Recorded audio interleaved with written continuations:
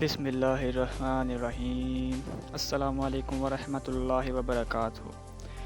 تو دوستو، میرا نام ہے حمزہ ایوب۔ آج پھر میں ایک نئی ویڈیو کے ساتھ حاضر ہوں۔ آج میں آپ کو بتاؤں گا کہ صلاح الدین ایوبی کون تھا۔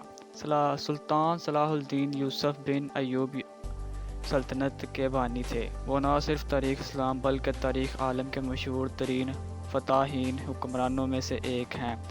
وہ 1138 میں موجودہ عراق کے شہر تکریت میں پیدا ہوئے۔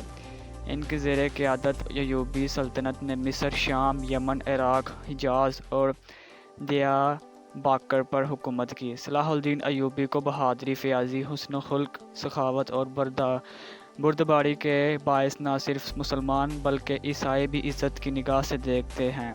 صلاح الدین کو فتح بیت المقدس کہا جاتا ہے، جنہوں نے 1187 میں یورپ کی متحدہ افواج کو عبرتناک شکست دے کر بیت المقدس ان سے آزاد کروا لیا۔ ابتدائی دور: سلطان صلاح الدین تسلن کرد تھے اور 1138 میں کردستان کے اس حصے میں پیدا ہوا جو اب عراق میں شامل ہے۔ شروع میں وہ سلطان نور الدین زنگی کے یہاں ایک فوجی افسر تھے۔ مصر کو فتح کرنے والی فوج میں صلاح الدین بھی موجود تھے اور اس کے سپہ سالار شیر کوہ صلاح الدین کے چچا تھے۔ مصر فتح ہو جانے کے بعد صلاح الدین کو 564 میں مصر کا حاکم مقرر کر دیا گیا۔ اس زمانے میں 569 میں انہوں نے یمن بھی فتح کر لیا۔ نور الدین زنگی کے انتقال کے بعد صلاح الدین حکمرانی پر قابض ہوئے۔ کارنامے: صلاح الدین اپنے کارناموں میں نور الدین پر بھی بازی لے گئے۔ اس میں جہاد کا جذبہ کوٹ کوٹ کر بڑھا ہوا تھا اور بیت المقدس کی فتح اس کی سب سے بڑی خواہش تھی۔ مصر کے بعد صلاح الدین نے 1182 تک شام، موصل، حلب وغیرہ فتح کر کے اپنی سلطنت میں شامل کر لیے۔ اس دوران صلیبی سردار رینالڈ کے ساتھ 4 سالہ معاہدہ صلح ہو چکا تھا، جس کی روح سے دونوں ایک دوسرے کی مدد کرنے کے پابند تھے، لیکن یہ معاہدہ محض کاغذی اور سمی تھا۔ صلیبی بستور اپنی اشتعال انگیزیوں میں مصروف تھے اور مسلمانوں کے قافلوں کو برابر لوٹ رہے ہیں۔ جنگ حطین: 1186 میں عیسائیوں کے ایک ایسے ہی حملے میں رینالڈ نے یہ جسارت کی کہ بہت سے دیگر عیسائی امراء کے ساتھ مدینہ منورہ پر حملہ کی غرض سے حجاز مقدس پر حملہ آور ہوا۔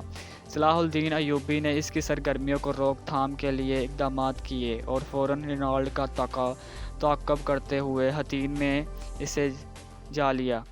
سلطان نے یہی دشمن کے لشکر پر ایک ایسا آتش گر مادہ ڈلوایا جس سے زمین پر آگ بھڑک اٹھی۔ چنانچہ اس آتش ماحول میں 1187 کو حطین کے مقام پر تاریخ کی خوفناک ترین جنگ کا آغاز ہوا۔